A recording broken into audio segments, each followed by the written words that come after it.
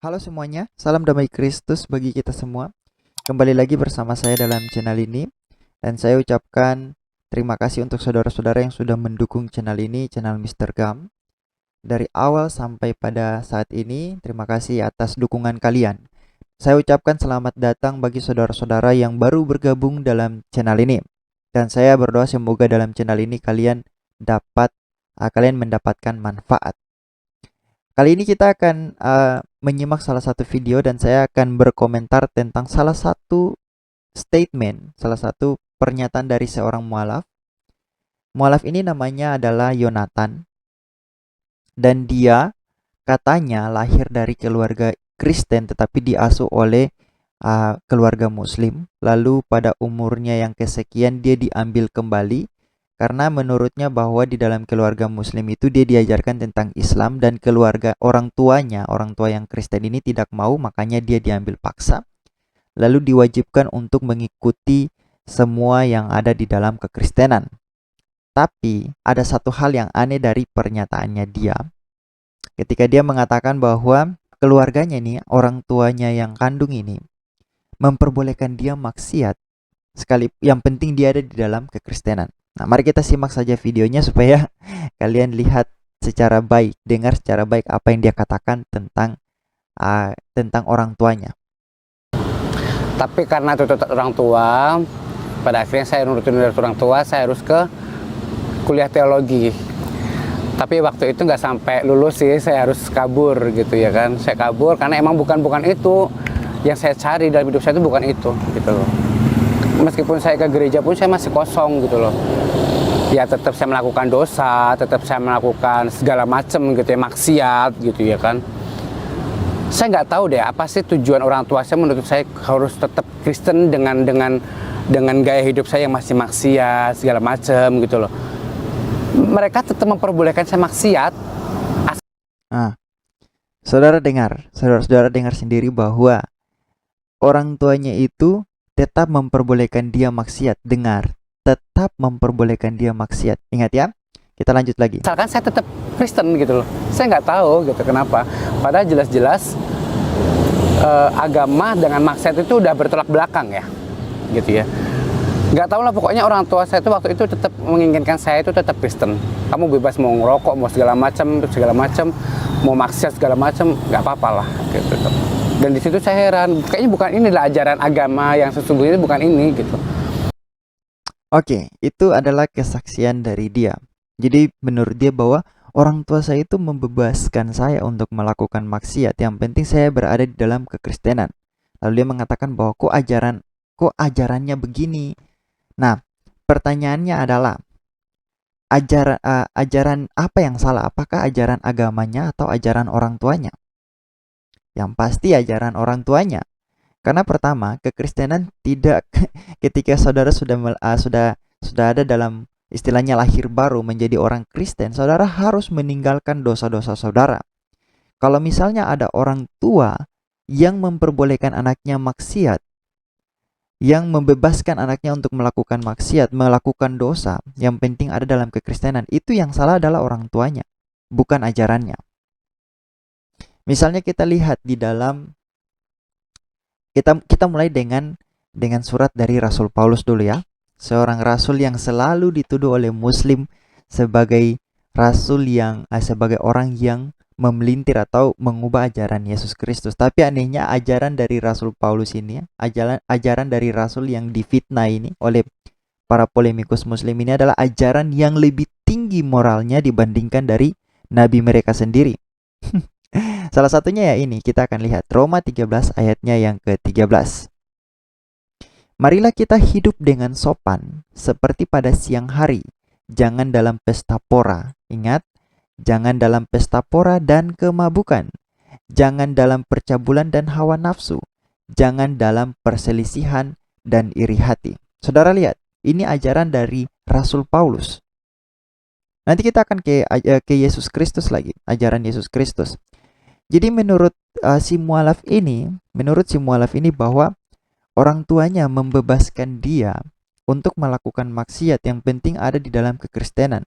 Makanya dia bingung sebenarnya ini ajaran seperti apa, kok seperti ini.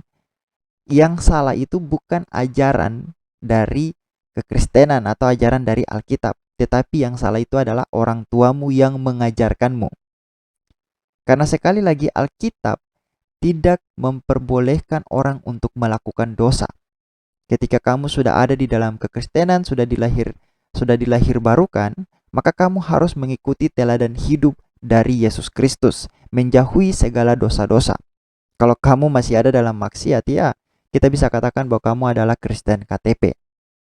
Kita lanjut lagi, itu masih dalam Roma 13 tentang perkataan dari Rasul Paulus. Nah, bagaimana dengan perkataan dari Yesus Kristus?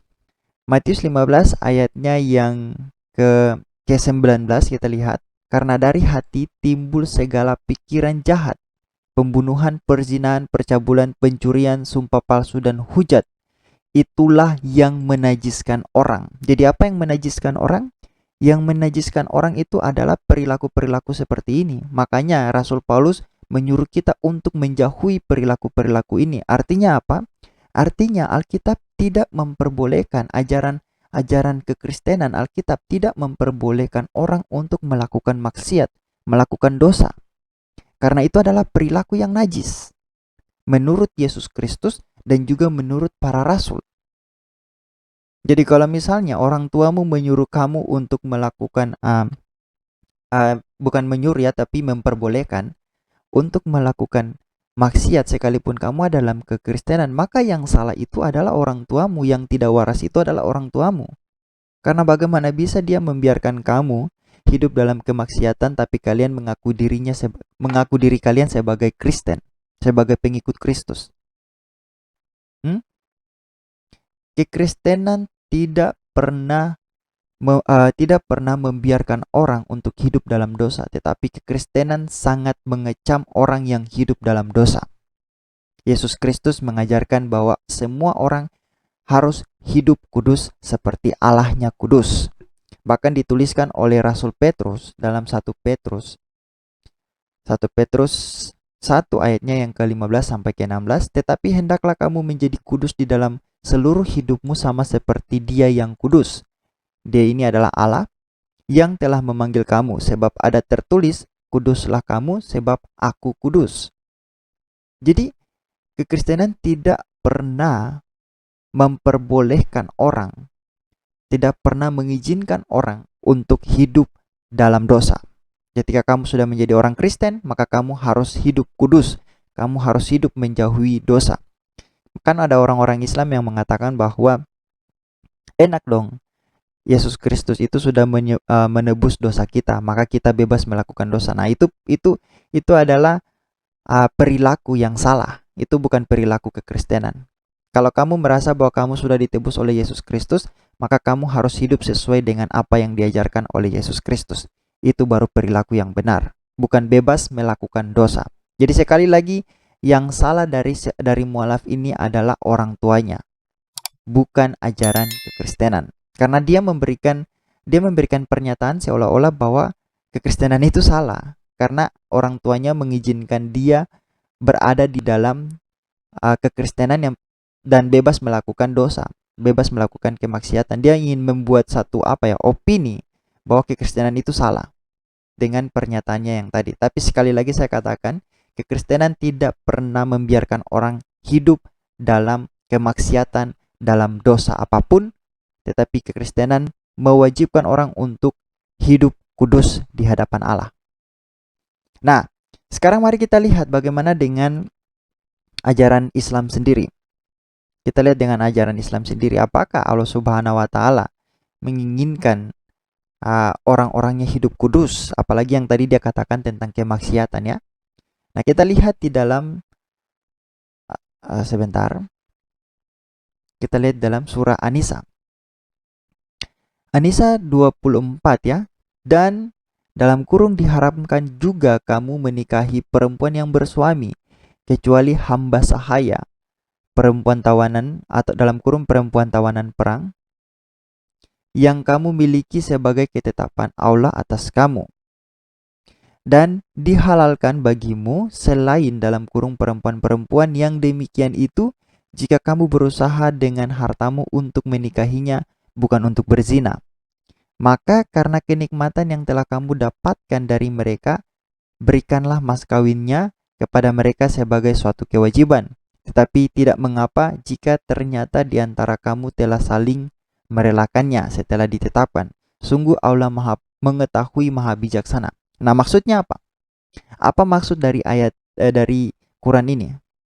Kita lihat saja tafsirnya ya. Di sini kalau saudara-saudara perhatikan tafsirnya, di sini dikatakan bahwa dan diharamkan pula kamu mengawini wanita-wanita yang bersuami.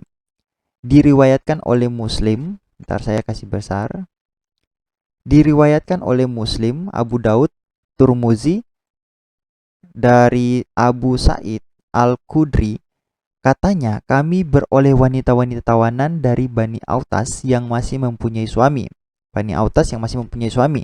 Mereka tidak bersedia kami campuri, maksudnya melakukan hubungan seks ya. Disebabkan masih bersuami itu. Lalu kami tanyakan hal itu kepada Nabi, maka turunlah ayat dan diharamkan mengawini wanita-wanita yang bersuami kecuali hamba sahaya yang menjadi milikmu. Jadi mereka ingin mencampuri atau melakukan hubungan dengan tawanan wanita-wanita tawanan dari Bani Autas yang masih mempunyai suami. Tapi mereka tidak bersedia, perempuan-perempuan itu tidak bersedia karena masih memiliki suami. Lalu mereka bertanya kepada Nabi bahwa bagaimana dengan hal ini? Lalu Nabi mengatakan diharamkan mengawini wanita-wanita yang bersuami. Ingat, diharamkan mengawini wanita-wanita yang bersuami kecuali hamba sahaya yang menjadi milikmu. Artinya apa? Maksudnya kecuali yang diberikan Allah kepadamu sebagai orang-orang tawanan. Nah, ini ya. Jadi, maka dengan ayat itu halal bagi kami kehormatan mereka. Mengerti? Jadi menurut Nabi, menurut Quran, bahwa menurut surah An-Nisa ini tafsir Jalalain ya. Tafsir Jalalain kalau saudara-saudara punya yang dalam bentuk PDF itu ada di dalam jilidnya yang pertama. Tafsir Jalalain mengatakan bahwa Muslim, pengikut Muhammad, boleh melakukan hubungan dengan orang-orang tawanannya, hamba-hamba tawanannya, hamba-hamba sahaya. Jadi, kayak gimana ya? Kalian melakukan maksiat dengan ayat Al-Quran. Begitu. Nah, itu menurut ayat Al-Quran surah An-Nisa ayat 24. Kalian boleh melakukan bercampur dengan siapapun. Yang penting itu hamba sahaya. Yang penting itu hamba sahaya. Oke?